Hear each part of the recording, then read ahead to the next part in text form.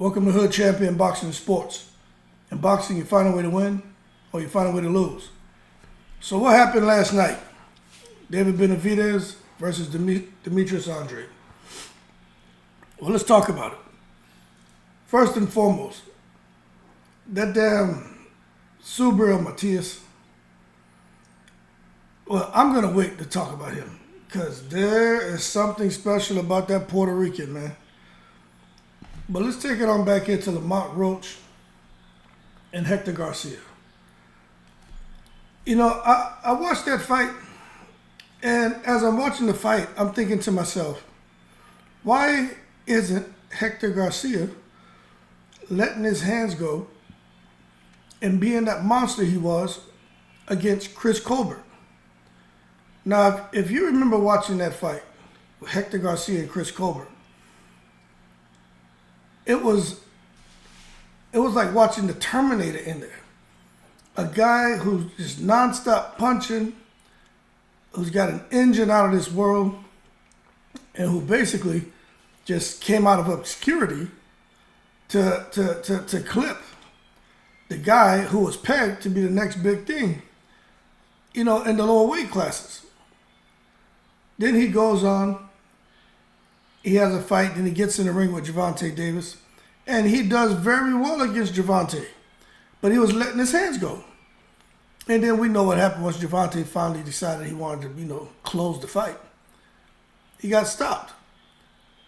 But to see him in there with Lamont Roach is a good fighter. Don't get me wrong, he's a good fighter, but that's not what I expected. I thought Hector Garcia was going to come in there and basically do to Lamont Roach what he's done to what's his name, Chris Colbert, and put on a performance that was respectable, like what he did against Gervonta Davis. But instead, you got a Hector Garcia who was sitting there and just waiting.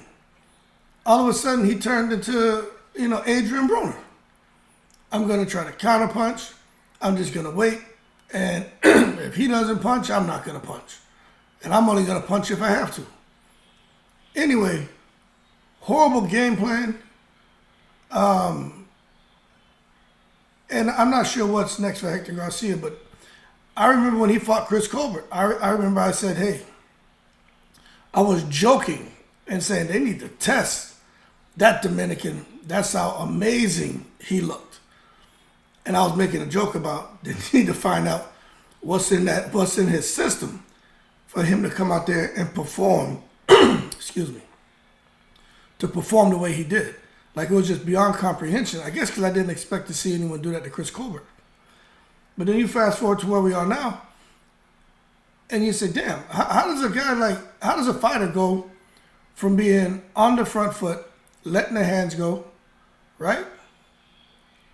Not getting tired, to ending up in a fight with someone who they really should have beat, and decide they're just not going to let their hands go, and they lose. And to be honest with you, the scorecards were closer than what I thought they should have been.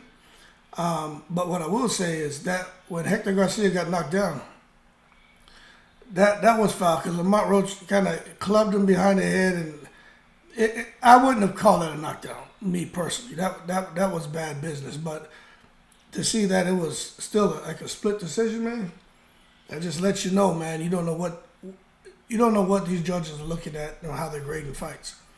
But long story short, Lamont Roach, Hector Garcia, I don't think the best fighter won that fight. I think it's the fighter who just happened to box the best.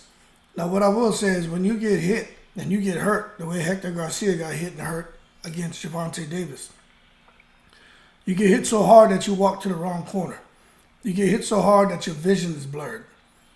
That probably had something to do with him getting in there and saying, you know what, I don't want to go through that again. And people can say what they want about me. I'm not going to come out here and get embarrassed and get knocked out and have another one of those FAFO moments, you know, F around and find out. But he didn't really F around, but he found out what happens when you don't at least try to give yourself a chance to win. Okay? So Lamont Roach is the new WBA champion, and he'll go on and look for big things. 130, 135. We'll see what he does. But he should get a pretty decent payday in his next fight. Hopefully he'll make a couple million. That way his long boxing journey, it's worth it. Become a millionaire off of one fight. All the blood, sweat, and tears makes it worth it. You know how hard it is for someone to save $1 million? Now, then we move on and we talk about this guy. Ergashev and Matias. Now, when you look at both of them, you would probably think Ergashev. If you didn't know who they were, you'd probably think Ergashev just by looking at him and physically. He's a specimen, in great shape. He's ripped. He looks strong. And that first round, boy, Ergashev looked powerful. And I was concerned. I was like, damn, man. I'm not sure about the Puerto Rican. It looks like he doesn't want to let his hands go. He's more or less coming in with the high guard and putting that pressure on Ergashev, kind of like a Triple G, a Canelo, and just trying to walk him down. And some of those shots were getting through. But what you saw happening there, I would say at the end of the first round, is Matias would threw like one or two shots where I was like, okay, I see what he's trying to do. In the second round, you saw same thing, same game plan, just kind of trying to walk down Ergashev. And I think that was to discourage Ergashev, who's also a knockout puncher, and to force him to make mistakes, because you're keeping that constant pressure on him. You're stressing him psychologically. And you could see with Ergashev, by the third round, all of a sudden now Matias is opening up more. Matias is landing shots. Now we know Matias has stones in his left and right hands. He has iron fist. Okay, he is the new Manos de Piedra, right? But what I'm gonna tell you is, by round 4 and 5, I said, oh, this is bad. This is bad. I was saying it was gonna end by round 8, but damn, I did not expect for Ergashev to quit. Now, this is where I'm a little confused. Somebody saying Ergashev didn't quit because of how bad he was getting beaten or because of how powerful Matias is. They said Ergashev quit because he had a leg injury. Let me tell you something. Right before that stoppage, Ergashev, to me, was still trying to float like a butterfly and sting like a bee. But the problem is he had a goddamn combination of Miguel Cotto and Felix Trinidad in front of him. So what's his name? Matias brought the Puerto Rican spirits in the ring. He brought the Puerto Rican ancestors in there. And there was no way that they were going to, that Ergashev was going to come in there and defeat that Puerto Rican fighter, period. And let me tell you something. I was watching Subriel, and I hear people saying Matias doesn't have any defense. I'm going to tell you this. He has defense, because you look at his face. He was coming in with the high guard, but he was still moving and getting out of the way of shots from behind the high guard. He was still slipping punches. And when he was throwing his shots were so tight, so compact, and he was so accurate. Sometimes, when he was throwing that double, triple left hook to the side of Ergashev's head, a couple of those shots weren't even to hurt him. It's just to get him to focus on what's coming from his right side, and then for Matias now to come back with the big right hand, or, really drop and throw shots to the body. But Matias did a very good job mixing it up. And as far as what's next for Subriel and Matias, look, I'm going to tell you this. When it comes to 140 pounds, it's going to take a boxer puncher to beat Matias, man. Someone who can box, who can move, but who can punch very, very hard. And, I'm not really sure who that guy is. Now, what I will say is Hitchens is the guy fighting out of New York, family from Haiti. He can fight. And that would be an interesting fight stylistically, but, can Hitchinson handle the pressure of the Puerto Rican? But nonetheless, Subriel Matias, he turned back Shojahan Ergashev in 6 rounds, and I just thought that was an amazing, amazing fight. Of course, he's calling out the Haneys, the Tank Davises. He wants to fight everybody. Ryan Garcia, he'll fight any and everyone. He'll unify. He doesn't care. But Subriel Matias is on his way, and we'll see what's next for him. Got to be a huge opportunity. Jamal Charlo, Jose Benavidez. Look, I'm not surprised that the fight ended up the way it did. What I will say is Jose Benavidez, he's tough. He was trying to fight. But Jamal Charlo, his timing looked off. He looked like he was just a little step behind how he normally performs. But he still looked good. I'm going to tell you, man, that damn Jamal Charlo looked strong. Strong, man. Those shots were some hard shots. And he just showed from the first round to the last round that he was really in there just basically enjoying a glorified sparring session.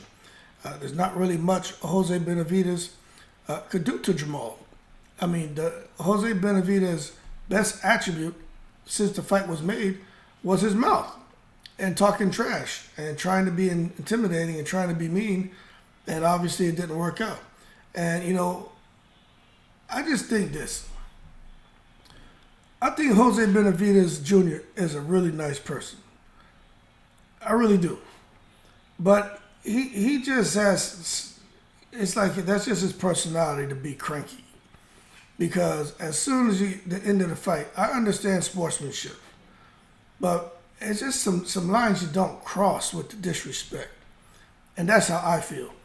But at the end of the day, he goes over there, shakes hands with Jamal, and now they're cool. They squashed their beef. But one beef that should not be squashed is with that dumbass referee Harvey Dock. He robbed Jamal Charlo of a highlight reel, tranquilized moment because he was about to knock out Jose Benavidez Jr. in the last round. And Harvey Dock just grabbed Jamal like, let them fight, man. Why would you come in there and say, you guys are getting too violent? I mean, they're fighting. Why? What the hell was Harvey Dock doing getting in the middle of the brouhaha? We want to see the mash-up crash-up. But oh no, Harvey Dock coming there with his big garbanzo head, chickpea head, coming there big old kidney bean shaped head. And oh, he gonna ruin the moment for Jamal Charlo. But nonetheless, Jamal Charlo's back. Real good win, he got the rounds in. And I'm telling you, man, Jose Benavidez Jr. is tough. I get it. Jamal came in with a little bit, probably outweighed him. Probably was more like 180, 185. And then Jose Benavidez was only at 165, he said, when he went into the ring. So obviously Jose Benavidez isn't this big 180-pounder like how he was talking. He's a smaller guy, and it just proves again that their weight classes are for a reason. But Jamal Charlo, don't be surprised, people, if he ends up getting that damn Canelo fight. Don't worry about David Benavidez. You better pay attention to Jamal. Listen to what he said. Some people say he's crazy, right? I don't think so. He has some stuff going on in his personal life. Is trying to get beyond it. So, whatever. But one thing about those of y'all who want to label him as crazy. You know what they say about crazy people? Crazy people, they'll tell the truth. When a crazy person says something, they say something that was told to them or how they really feel. So when Jamal Charlo says something about fighting Canelo, yeah, he may be crazy, but you better listen to what the hell he's saying, because there's some truth to what he's saying about that fight being discussed as far as being next for Canelo and him. All right, so good job to Jamal Charlo, man. Boxing, punching, I was waiting for him to drop that uppercut. He was trying to shoot it, but boy, he had opportunity because Jose was just leaning in. Jamal could have dropped that damn uppercut like he did on Julian J. Rock Williams. Jesus Christ.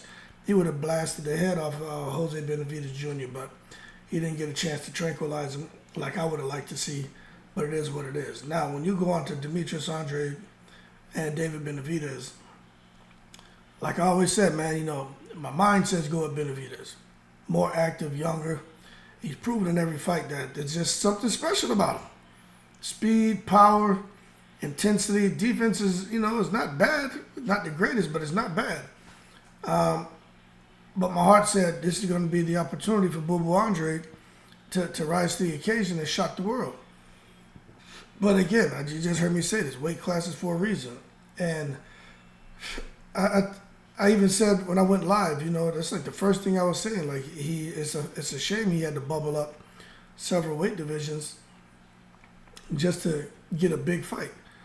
So he goes up there, he's fighting really out of his element, and he brings all the skills in the world, but he just in there with a guy who's really a cruiserweight, and who has skills and power and everything, and he just, like they say, a great big man always beats a great little man. And I hate to say that because it sounds so harsh, but that's kind of what we saw. But let me tell y'all this. Demetrius Andrade is not in his prime. You know, this is, his story is sad. Man, I need to sit back and take my time and put together a proper video on him when he first turned pro, and all the ebbs and flows of his career, the good, the bad, the fights he couldn't make, his frustrations as a ex-Olympian turned pro, promising career, and how he just couldn't get the fights that he wanted when he was really in his prime. Y'all forgetting, Andrade been fighting 15, 16 years as a pro, man. So he's on the decline. Even though he still looks pretty good, he's on the decline, man. And he's in a weight class he shouldn't be. And he's fighting probably the best guy in the weight class. So David Benavidez deserves the credit for that win. It's just unfortunate for Boo Boo, man, you know, that he gets to the biggest stage of his career. But it took so long to get there. Now that he's there, he couldn't really perform the way he wanted to, you know. And it's unfortunate. But again, you look at David Benavidez, he's getting better in every fight. He normally starts off slow. He didn't start off slow. He started off fast, boy, and he was throwing that right hand after right hand. And I was just waiting for Boo Boo Andrade to counter that with the big left. You could see the foot fight taking place. Who's going to have the foot on the inside of the, who's going to have the foot on the outside? A lot of times, Andrade's right foot was on the inside of David's left foot, and as a result, he was a direct line of fire with that right hand. And then he had a time where he got outside of the foot of Benavidez' left foot, and then he was having some success with his flurries, but he really didn't land anything to really discourage Benavidez. But by like the second, third round, Benavidez was just going after him. There's at one point, Andrade had Benavidez on the back foot. He just couldn't keep him there. And then it was just all downhill, just Benavidez getting into his rhythm. And when he gets into his rhythm, there's like nothing you can do. I mean, it's like a cookie cutter performance. Every one, it's like you're watching the exact same thing. It's just a different fighter he's in against. But he has cookie cutter performances, and you know what? They work because he's really that great, man. He's tall, he's long, he's strong, he's fast. He can take a punch. It's hard to beat somebody like that, especially a guy who was sparring Kelly Pavlik and Triple G at 15, and they weren't in there tickling him. No, they were in there probably thinking, oh, who's this kid? Until he, knocked the shit out of him, and they were like, holy moly. What the hell is going on here? This kid just took it to the stupid. And then it's like, all right, let me pull up my pants, tighten up my belt buckle. It's time to go to war because I got this 15-year-old in here trying to tranquilize me. So hold your horses, kid. Don't take it to the stupid. And then they went in there and they went at it. So you got a guy who's been sparring guys like that, especially that damn Kelly Pavlik, man. They said Kelly Pavlik used to hit people so hard in sparring, they used to piss and shit themselves in the ring. And you already know Triple G, man, especially that Triple G at the time, well, nobody wanted to fight him. And he was in the sparring David Benavidez. So I'm not surprised to see Benavidez getting better and better. But what I will tell you, as you know, this fight, in my opinion, was David Benavidez versus Demetrius Andrade, but it was Heredia, Angel Mimo Heredia versus Victor Conte. And right now, Victor Conte, that snack program, that ain't the answer. They need to figure out what the hell Heredia got going on. Because obviously, when Heredia gets involved with a fighter, the fighter performs on a whole nother level that we haven't seen him. Benavidez destroys Caleb Plant, and Benavidez comes in here and destroys Demetrius Andrade. I'm waiting to see Benavidez, if he fights Canelo or whoever he fights next, to see how he performs. But look at how he's getting faster, how he's getting stronger. Look at how his body has changed since he's hooked up with Heredia. Now, I'm going to tell you this. You know I'm all about having a discussion about the cocktail.